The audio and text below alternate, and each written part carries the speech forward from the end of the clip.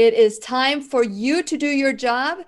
Please make sure you like and follow and share, do all those things, because as you know, the classroom's algorithms are being garbled up. So because of some of the topics that we discussed, but today's topic is going to be very, very fun. It's going to be a fun, caring, loving conversation. And so make sure that you tag and text and do everything like that. And I just want to let you know that there's not going to be any teacher's pet corner today, because I am going to go see my parents right after the class. And so I have to do some traveling. So I am going to hit the record button so that we can get started for the podcast. Okay, everybody, I am excited that we are going to be learning from Koedi Nealy. And what you're going to hear is going to really impress you and maybe motivate you to do something different and new. So fasten your seatbelt, because we're going to learn and grow together. Oh, by the way, Koedi, this is the time we dance. Okay.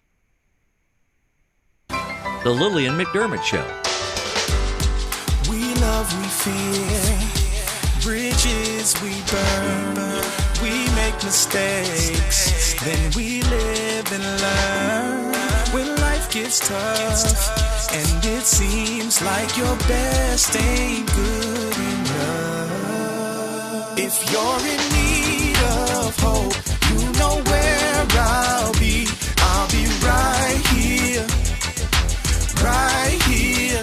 And when you need a friend, you can count on me. I'll be right here, waiting for you.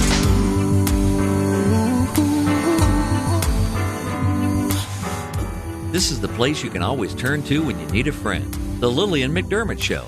To reach out to Lillian, visit her on the web at whenyouneedafriend.com. Now let's all learn together. Here's Lillian McDermott. Hello, my listening and viewing friend. It's so nice we can meet each other on the air on this beautiful, best day ever. And for those of you who are new to the classroom, please know I've been waiting for you. This is a safe place where you can go to when you need a friend. It is my commitment to provide alternative ways to heal, and it is my mission to make awareness, responsibility, and truth a part of our everyday life. And I hope you, my listening, as well as my viewing friend, will feel empowered to embrace a new truth and live the life of your dreams. Now, today I'm going to ask you the question: have you ever felt this desire to do something and perhaps maybe just don't know how to get there? Maybe this desire has been planted in you, maybe from childhood, and now you're an adult and you just don't know how to get there.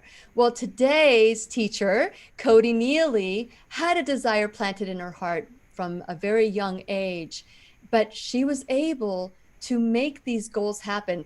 You know, even at the age of 17, she is still making a difference. And so she is making a difference one penny at a time and with Graced Ministry. And so since this is our sole purpose in life, to give and receive love and knowledge, I am so grateful that Koedi Nealy is here to do just that. And so thank you so much. I am really appreciated that you are here.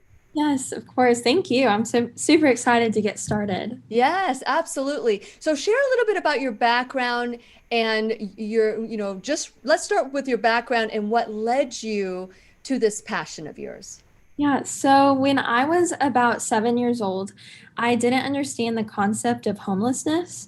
I didn't understand what people had done that was so wrong, or why people just wouldn't help them. I remember riding in my mom's car on the way to school, and I remember seeing homeless people on the side of the road, and I just didn't understand why they were there and why I got to go home to a warm bed, but they couldn't.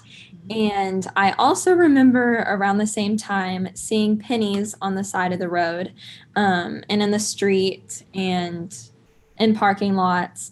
And I didn't understand why people didn't really pick those up either. It seemed that people thought that they were of less value than other coins and money. And that would just really frustrate me because they were bright and shiny. So of course they catch my eye, and 1 cent to a 7-year-old is a lot. And I just didn't understand it. And I really just felt like God started showing me the connection between pennies and people.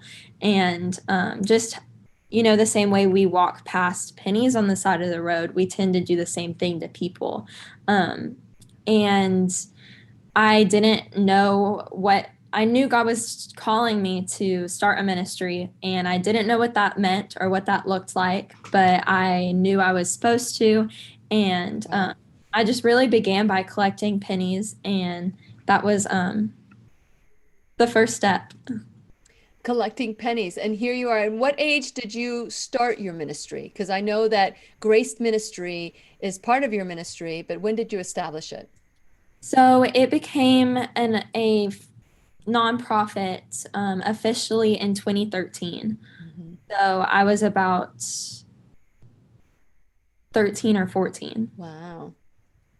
And I'm sure you had your parents' support to do something like this, because that I have a 501c3, and it required a lot of action on our part. So I'm sure you have a strong supportive team with your parents too. Yes, I really do. At first, I remember going up to my parents and telling them about my dream and about my vision, and they at first just really looked at me and they were like, "Oh, you're sweet. Like, you're a sweet little girl."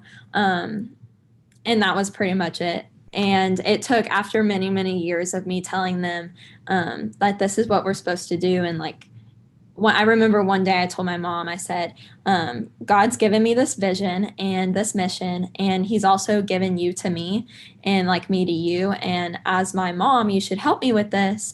And because you're not, you're sinning. And Wow.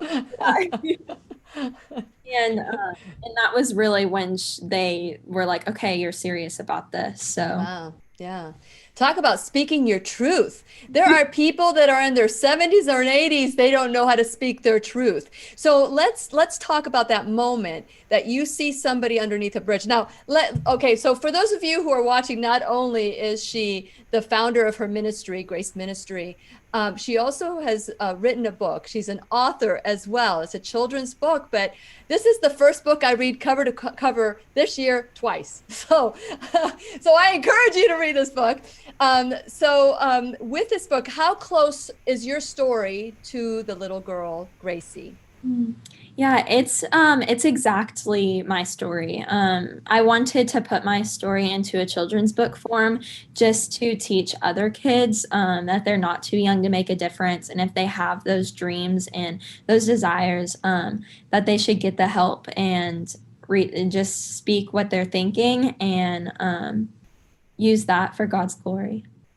Very good. So, as I was reading the book, I thought, there was a lot of support from your family, but where I just really love that connection between the pennies and the people. And so here you are in your car, you see people under a bridge, right? You see a child under a bridge.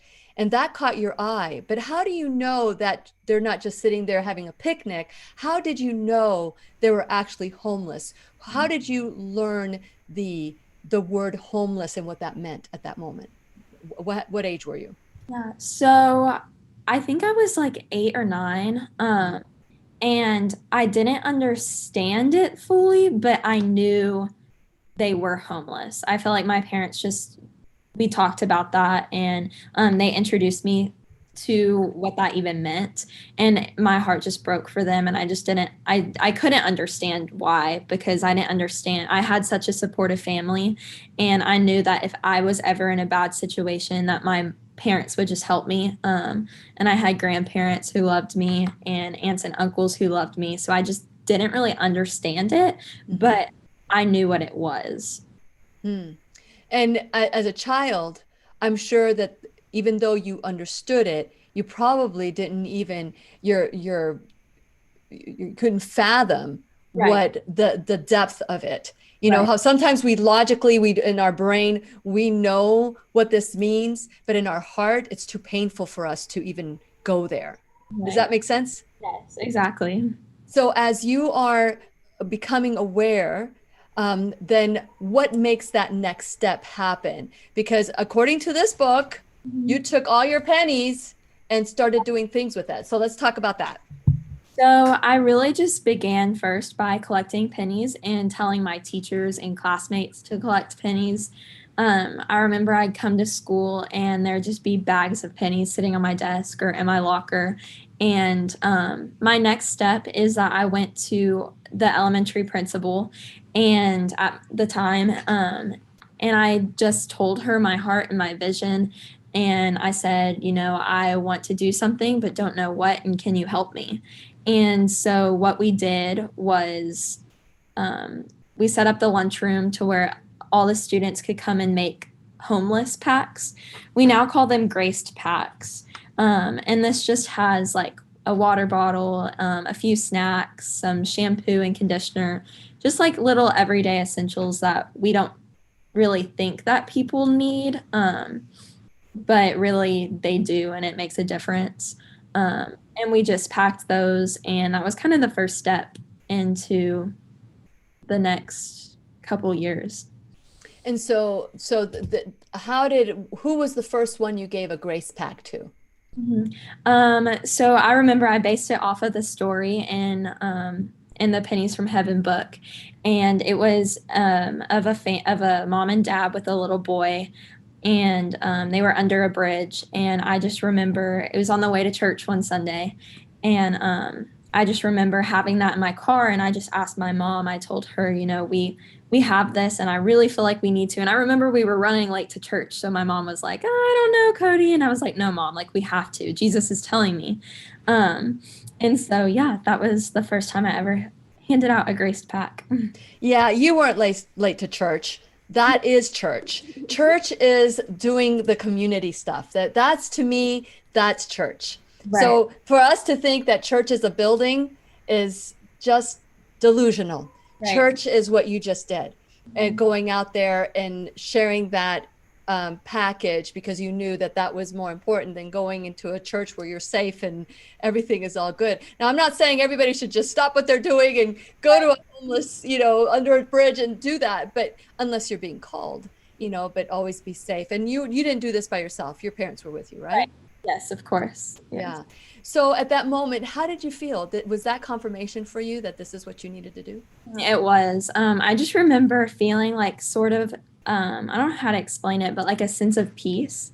And I just knew that, that's what I was called to do in my life. And I wanted to just spend my life helping and, creating a difference and a change for those people. Yeah.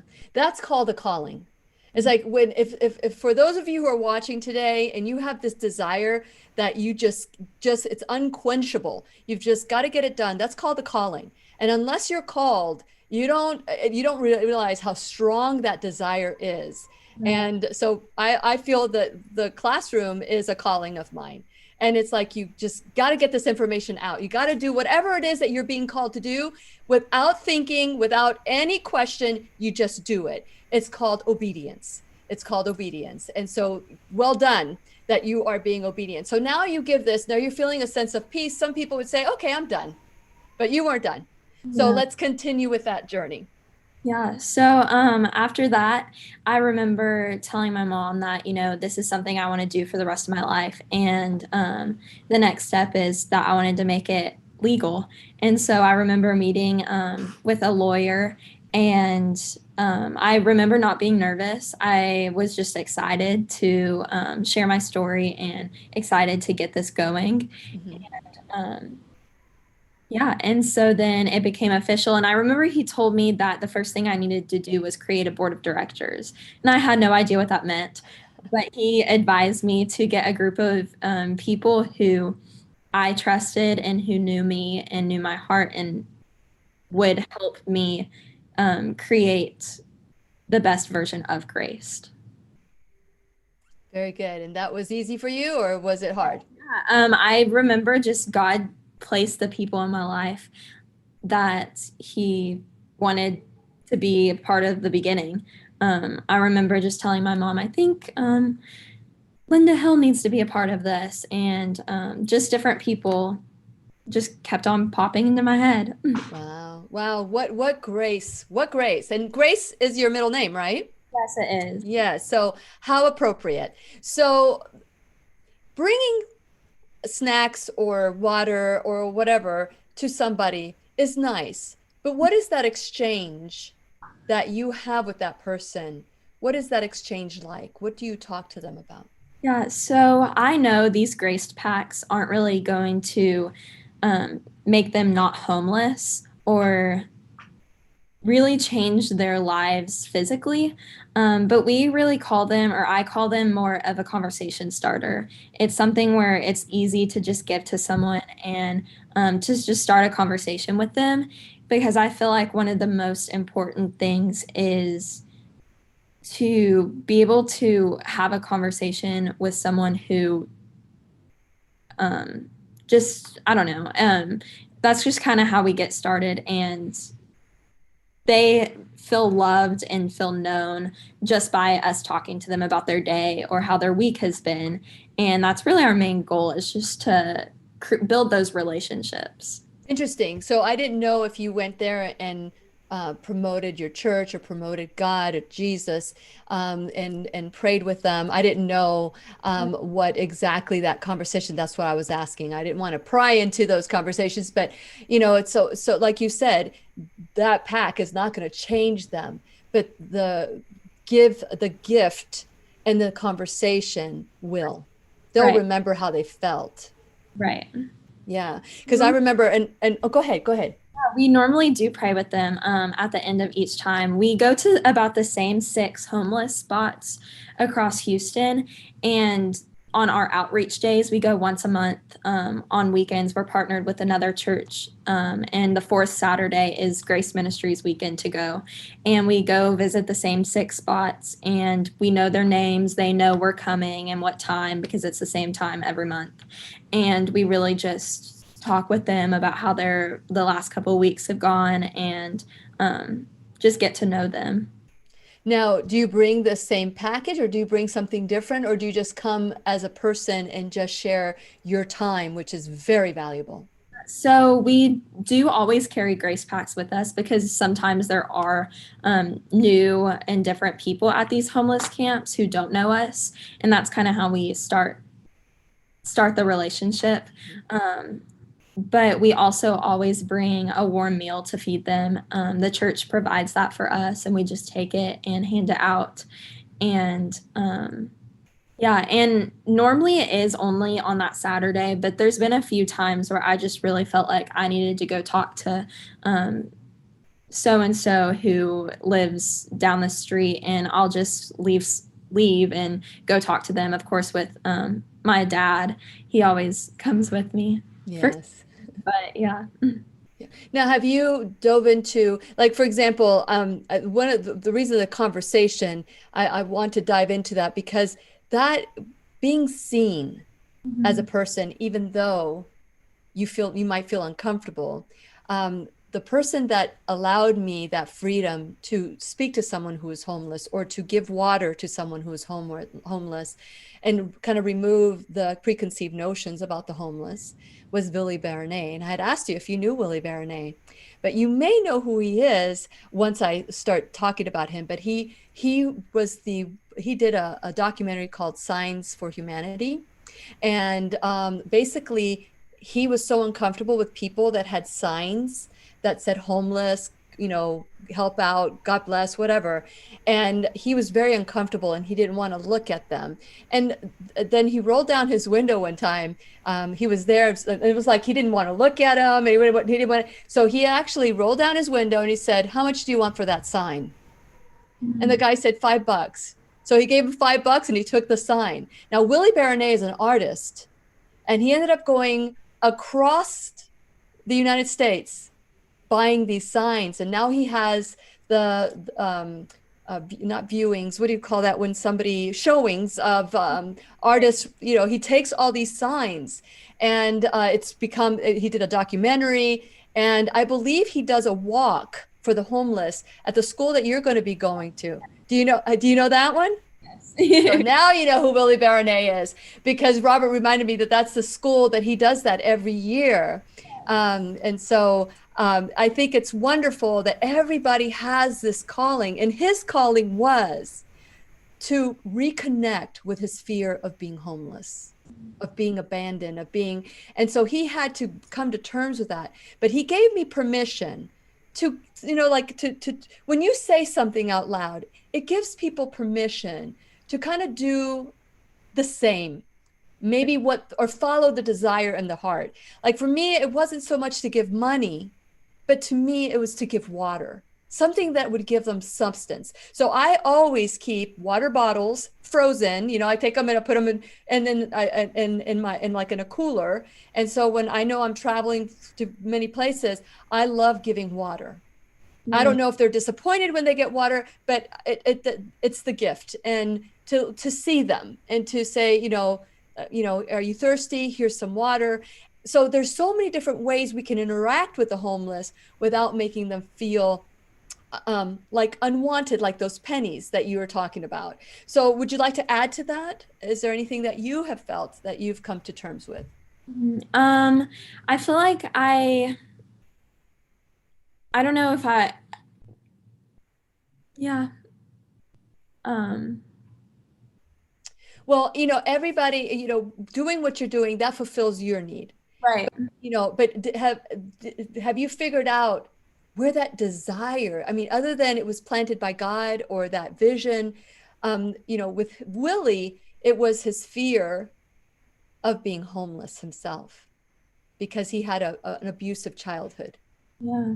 And go ahead. Yeah, I just feel like God really just gave me this passion, and I don't really know what it stems from, just besides the fact that he's called me to love other people. And I feel like his love for me and just how much I understood that as a little girl, just made me want to love other people the way he loved me. That's and wonderful. That with people who, may not feel that they are loved.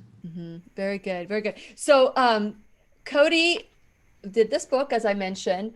And when people buy this book off your website, gracedministry.org, does it help feed okay, so share a little bit about the book and how can people help? Yeah, so the book is called Pennies From Heaven.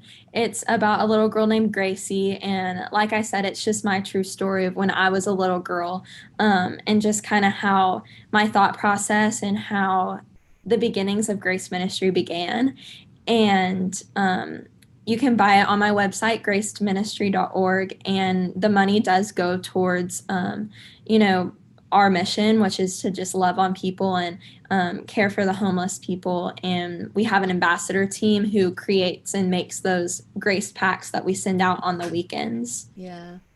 Willie, one of the things Willie told me is that one time they did a drive, and they started giving socks to people, to the homeless. Yeah. And he said that it made them feel like $1 million, like having a new pair of socks, something as simple as that. So if somebody wants to just have a bunch of socks in their, there's so many different ways. How are other ways that you've learned? What have you learned about the homeless since you've started, other than, give them, make them feel loved? Have you read statistics? Have that continue to motivate you? Yeah, so I do have a few statistics, and this is for the Houston area just itself. In 2020, there was over 30,000 people that accessed some type of homeless service. Wow. Just in Houston. And there's about 4,000 at any given moment people living on the streets in Houston. Wow. That's just the ones that are documented. Like, we don't even know about, the undocumented people. I know that, there's veterans, there's families, young people. I recently met a girl who was literally 17, who was homeless and, living in her car. And 21,600 people have been placed in housing since 2012. Which is just crazy. And so that just shows some of the numbers, and that's just for Houston. Yeah. What about mental illness and some of those statistics, alcoholism and drug use? Are you concerned about that, or is that something that you address when you converse with them? The people we do meet on the streets, a lot of them are addicted. That's like the number one cause of homelessness is just addiction and alcohol. And a lot of people on the streets are involved with drugs and stuff like that. And that's just something that, I mean, it's not really, I know it's not right, but it isn't our place to judge that either. Correct. Yeah. And I know, just our number one goal is to get them housed. We want to teach them how to live a safer and better life off of the street. But that first step is just that conversation. And then we send them to another organization once they're ready called Hope Haven. And Hope Haven then finds them housing, and they go through rehab and to get clean and sober, and then transition into a house. That's nice. I know that there's a Hope Haven because when I had the radio show, we tried to get them on. I think they came on to the show back when I was in Jacksonville for that we would broadcast on radio as well.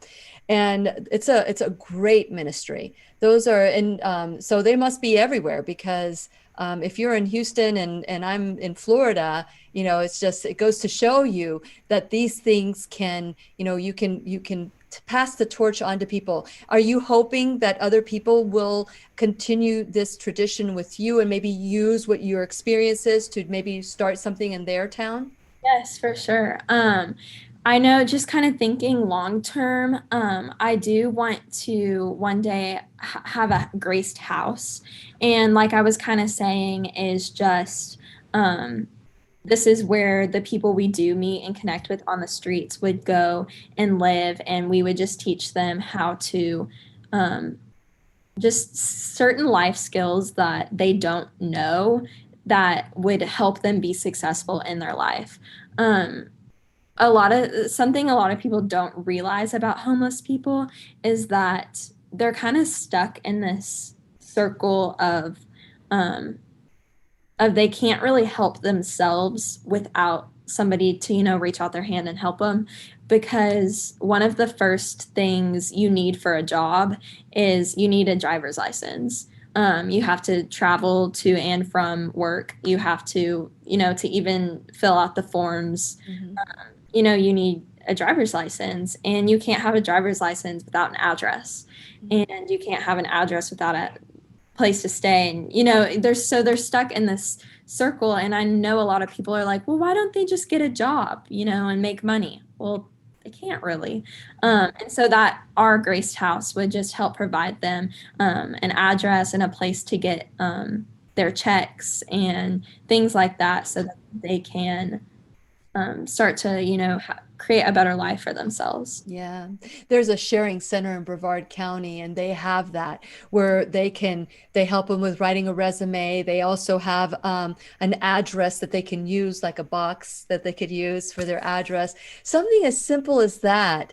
We don't think about how something small that we could help somebody with, like a postal box at a sharing center. And then they also at the sharing center in Brevard, they also provide like medical and different, there's people that go in and volunteer. They've been in the classroom as well. I think I know I have a heart for the homeless, but I know that people are called in different ways. And mine is to bring you guys onto the classroom so that you can share what you're doing, because we can't do it all, but at least we can do something. So what are some of the other myths that you have found that it keeps people from maybe embracing the homeless? What are some of the myths that you've discovered? Like, for example, why can't they get a job? You've learned why they can't get a job at first. So what are some of the other myths that you've been able to break through with these conversations? Yeah, I think some other ones would just be, that homeless people are just lazy, and that they all they want to do is just stand and ask for money or things like that, or they rather not get a job and work, or that they did this to themselves, like they shouldn't have done X, Y, and Z. Well, we're all human and we all make mistakes, and their one mistake just led Yes. There Well, by the grace of God go I, you that, know? That was what Willie's point was, that one turn too many can bring you there under that bridge. And you ask the question, what brought me here? And right, it's not just one thing, it's like all these different things that happen and you get blind swiped. right. And of course when there's addiction, there's going to be some poor choices that Mhm. are being made, some choices of to maybe sleep in versus go to work. And the next thing, and a lot of the people in the United States, and I don't know if the world, are just one paycheck away from being homeless. Yeah. Yeah. So what else can you share with us that you've discovered in your journey? Yeah, just besides that, people think that they're lazy and things like that. I've just found that it's just very untrue. I mean, there are addictions involved and that there are, you know, parts of times they struggle with a job, but also I have a few homeless friends who have jobs and they go to work every single day. They just walk there and they are trying and they want to make a difference and change their lives. They just don't know how or they can't by themselves. Mhm. Um, and so yeah. Yeah, in the Sheridan Center of Brevard, that same place that I'm talking about, that's here in Brevard County, they have showers because you don't even think about it. They don't have running water, they don't have showers. Where do they eat? And they, so it's wonderful that you're working with other ministries, and it's amazing how every single ministry has a purpose. And Right. I love that you know where your purpose is and where you're going. I Right. love that. And so for those of you who want to help out with this ministry, you can go to gracedministry.org and you can get a copy of this book. How much does this, how much does this help from someone to get a book from or just donate? So, if you buy a book off of the website, it's $25 that covers shipping and taxes, and it goes towards just we put the yeah we put the funds towards Graced Ministry, and that helps with our Graced packs. That helps with being able. We also send children to church camp who can't afford it. Oh, Um, that's wonderful. Towards that as well. And just because that's a place where I really loved when I was little is to go to church camp. And I just want to be able to bless other people with that opportunity as well. Yeah, that's beautiful. And Leticia Franco, I think that I've got her name correct. She Yeah. did all the illustrations. She did a beautiful job. So you've got a wonderful team of angels helping you out, huh? Yes, I do. That was actually her first children's book to ever illustrate for, and she did an amazing job. And she actually hand watercolored all of the drawings. Wow. Yeah, they're Is that your principal or your teacher? That's my teacher. Actually based off of Jennifer Merle, and she is my fifth grade teacher. And yeah. Yeah, and here's her family. I'm sure your family just loved how they were captured. This is a great book. It's great to give to your children and also explain, a very difficult topic. So well done. Great job explaining how, like you said, you're never too small to make a difference. And so, what are some of the touching, before we go into touching moments, I just want to take a little turn here. As you know, we have got to stay connected. And this is where we take ownership for our lives. This is where, you can take a pill, you can take responsibility is the theme, but it's not just about taking a pill. It's about being a part of something larger.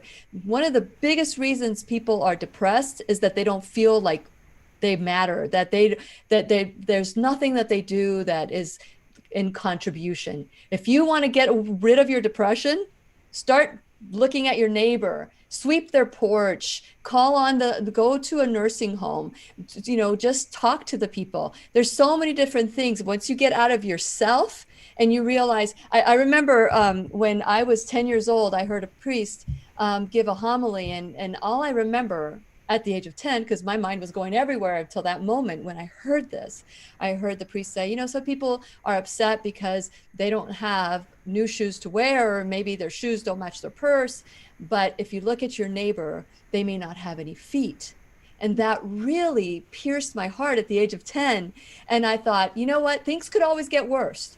So we need to be grateful for whatever it is. So that was when I first became so grateful to just everything that is in life. So I want to encourage all of you to figure out where you can see that your life could be worse, and now you can be grateful that it's not, and maybe do something for somebody else. So I want to encourage you to have those conversations, not only with others, but with yourself. Figure out ways that you can help ministries like Grace Ministry and others that are maybe around your life that might resonate with you. It might be animals, it might be nature, it might be whatever it is.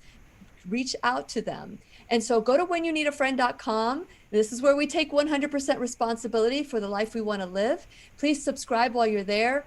Like and follow my social media, and especially BitChute, because we're trying to grow BitChute since we're being a little bit garbled and censored. So I want to make sure that you do that. And while you're there, scroll down, check out my sponsors and my shop bag. So my sponsors, such as Keep Me Safe Organics, we have First Alternative Telemedicine, we have the pharmacy in Merritt Island, Right Way Health and Wellness, First Alternative Care and Therapies as well. We have Brain Tap, which we talked about yesterday, and B3 Sciences. So there's so many different ways that you can support my sponsors for supporting the classroom. So figure it out. And also you can become an enrolled student, just like you can become an enrolled student for Grace Ministries. So you can donate, whether it's $1 or $1,000 a month. I want to encourage you to help grow my classroom, help grow their ministry as well. And so whether it's your time, your talent, or treasure, if you want to end that depression, do something for someone else and find that you are needed and you are valuable. And so with that in mind, I want to thank you, Koedi, for being a part of the classroom and being our teacher today, because at the ripe old age of 17, right? You are making a difference. And that is part of what makes us feel.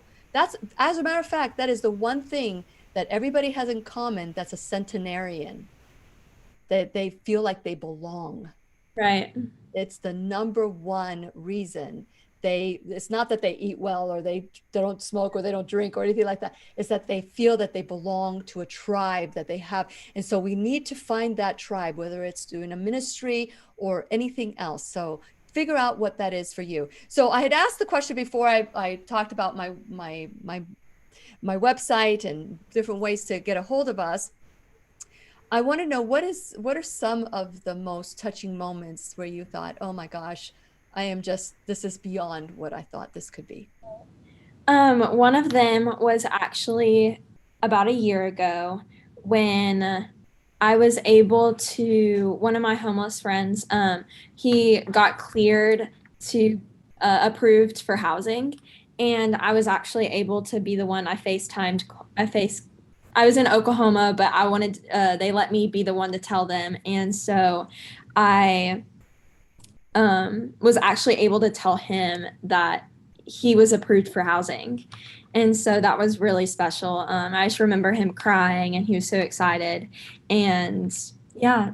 That's wonderful. I'm sure you've been doing this for a long time. Are there other things that you've recalled that you have experienced? Yeah. And then another one is actually a little girl had the opportunity to dress up at school, and she had a book and she dressed up as Gracie. So that was just so sweet. Oh my goodness. Carried a bag of pennies with her around school all day. And so that was just really sweet to see her, to see that I made a difference in her life and impacted her. Very good. Very good. So we have a question. Let me see. So you guys know that if you have a question, type in a Q and type the question afterwards, because we're not going to do the Teacher's Pet Corner today. So we're going to stop because I'm going to be visiting my parents today because we're going away for the weekend and I won't be able to see them this weekend. So we have a question from Practical Daily Living. She says, do you know how to help a family member locate a homeless family member? That's a great question. help a A family. member locate a homeless family member. Yes, if we do, actually, this just happened a couple weeks ago. A man wanted to get in touch with his family in, I don't remember what state it was. It was from a while ago, and they had the phone number. So we can do that if they know their phone number, and we can tell them, that we know where they are and get them in contact with them. So if one person knows of another person, then yes, we're absolutely able to. But is there like a center that can do a search? Because if somebody has a phone and somebody knows the phone number, they can call them, right? But if they're not answering the phone because maybe they just feel ashamed, I mean, I'm sure that there's a lot of emotions that they're dealing with at when they're homeless. Honestly, I'm not for sure about that one. I'm sure there are. I know just whenever we have come, we haven't really had a lot of Of that request? that request. Just the ones that we have been super basic, and they don't have a phone, but they knew their mom's phone number, and so we were able to get him in touch with her. So That's yeah. awesome. That's awesome. So I hope that helps. I'm sure in the state of Florida, there's something called 211. It's a number. I don't know if you guys have that in Texas, but 211 gives all sorts of resources for people. And I'm sure that, and maybe you're being called to start something like that. You never know. It's like, how do you contact somebody? Are there like private investigators that will go searching for somebody? I don't know. I have no idea. That's a good question. And maybe somebody's being called to create something like that. Isn't it interesting how something as simple as creating a gift pack and conversing with somebody makes such a huge difference. Now, how can we help your ministry? Yeah, so I'd love for people to just partner with us. I do have an ambassador program where we have right now about 60 students involved, ages 7 through 27 through college, who just represent Grace, and they collect pennies. And we have different ambassador groups for local ambassadors where we pack these Grace packs and go out on the streets and give them to people, and just other small things like that. And they also help run we had a gala in 2020, which was amazing. And they helped run that and just certain things like that. Mhm. And so how do you become an ambassador? Yeah, so on my website, there's an application, and it's just a couple questions just for us to get to know you. And that's really all it takes, is just to send that in to the email that's on my website. It's super simple and super easy, and that's a great way to get involved and to just really learn more about what Grace Ministry is and what we do. Very good, very good. So when you are out there, or when people are looking at a homeless person, or trying to avoid looking at a homeless person, what are some of the tips that you can give people to just see them as human, see them as hurting with compassion? I think one of the things that, I tell my friends is just because, not all my friends really understand why I do what I do. But I just tell them to think about what you struggle with. And we all struggle with something, and we all, we're not perfect. We're humans, so we do sin. And just think about that, and think about how you would feel if, that one thing, changed the rest of your life and created so much tension and so much shame that, you know, your family's, quit talking to you, or your just certain things like that. And that just kind of puts it into perspective for them. And just remember that, they're human, and that they have real life stories and certain things that they struggle with and deal with that we can't even imagine. And that it's really not our place to. Yeah, yeah. And if somebody is at that point where they're fearful. Because, you know, I always say, and we've discovered that what we focus on manifests itself. So if we don't want to be homeless, we'll do everything. You know, the brain doesn't know the difference between do or don't, fact or fiction. And so all it knows and all it registers is homeless, be homeless. If you say don't be homeless, the brain only registers be homeless, and that fear becomes your reality. And so what advice would you have to somebody that is fearful that perhaps they're almost to that point where they might be homeless? Do you do any interventions? Do you know of any organizations that might be able to do interventions for people so that they can remain in their home and find a different place to live in? Do you know of anything like that? At that point, if we were to come into contact with someone who is requesting that, we would send them to Hope Haven, the nonprofit that Grace is partnered with. And they have those resources where we're just not financially stable enough to do that yet. But eventually we will be. And, you know, Hope Haven will just, they have those connections and resources to help those people. Yeah, absolutely. So I know that your next step is college. Yeah. You're going to college. What's going to be your degree in? Yeah, so I'm going to Southern Methodist University, and I want to major in business administration with an emphasis on entrepreneurship, and then minor in nonprofit, or I'm not for sure yet completely on that, but I just want to really just grow Graced Ministry and learn how to, you know, run a successful nonprofit, and just so that we can impact and help more people. Very good, very good.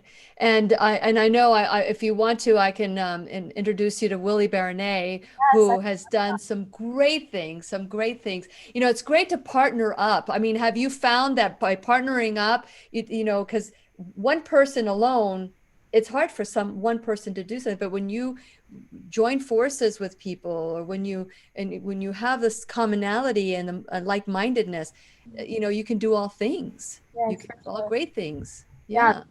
Gracie had to learn too is that one penny, you know, can't really do a lot, but once you start collecting them and put them all together, you know, that really just, it makes a difference, and it all adds up.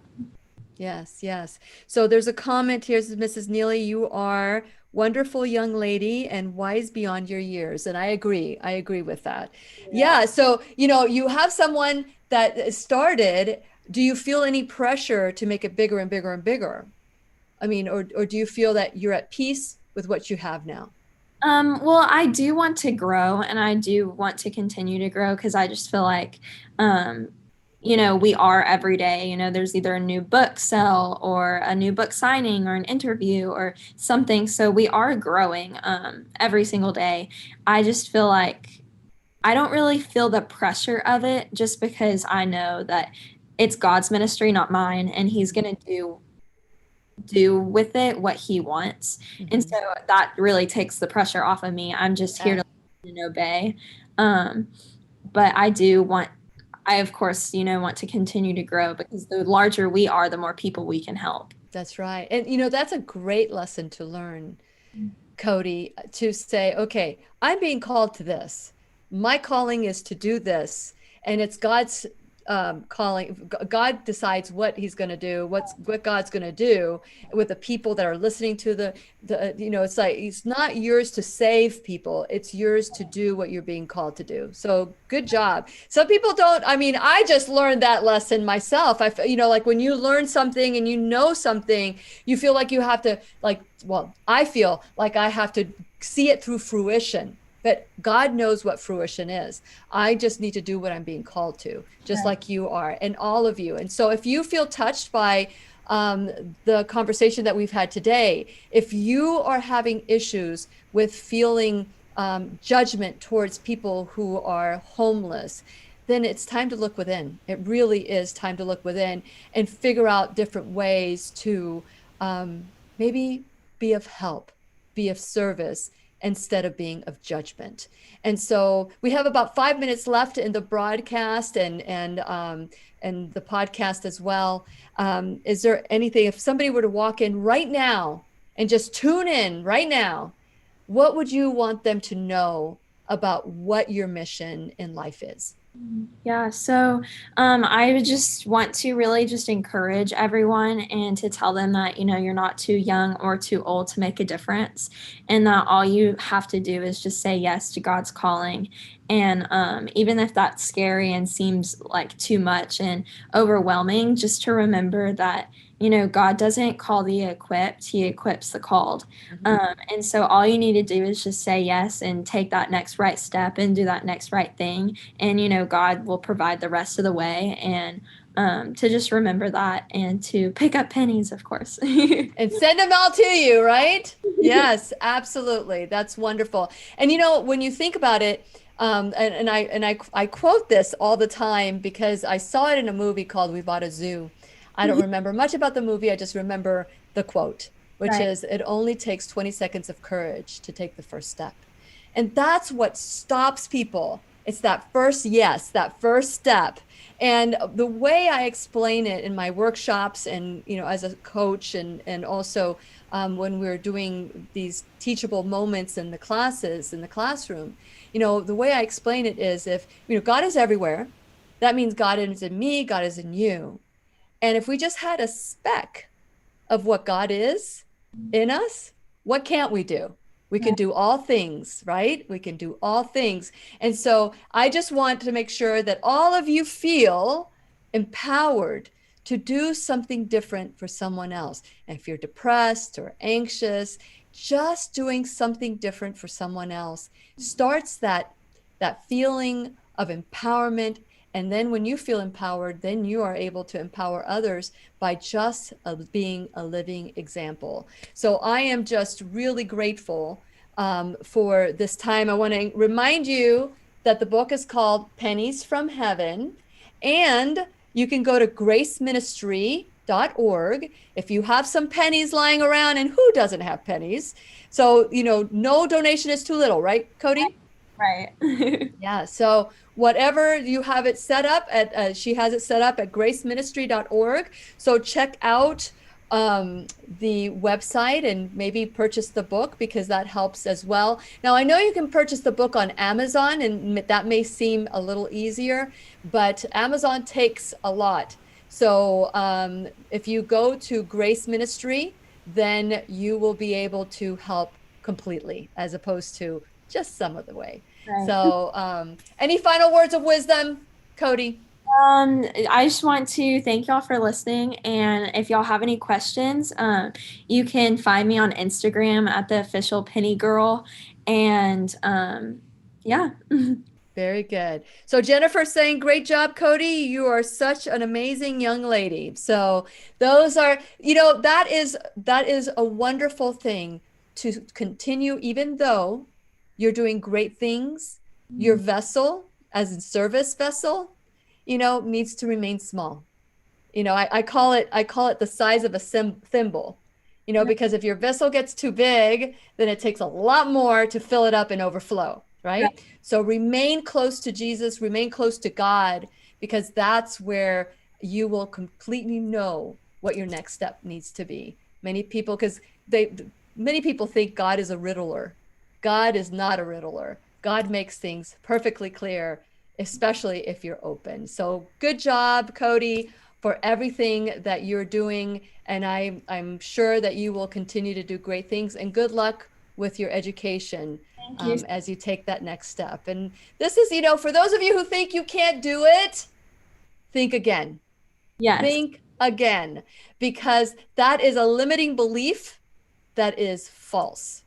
So that's not from God, because God wants us to be church outside the building, not inside the building. Church has nothing to do with a building, has everything to do with your intention and your character. So I just want to encourage all of you to do everything you possibly can to continue not just living the life of your dreams, but helping others achieve that as well. Okay, so that's it for now. I'm really grateful for you, Koedi. Again, the website is called Graced Ministries, and we are so excited to be a part of this. So if there's anything you need in the future, just know that we'll be right here waiting for you. Thank you. You're welcome. And so you heard it from out of the mouth of babes, right? 17 years old, 8 years old when she got started on this. What is your excuse?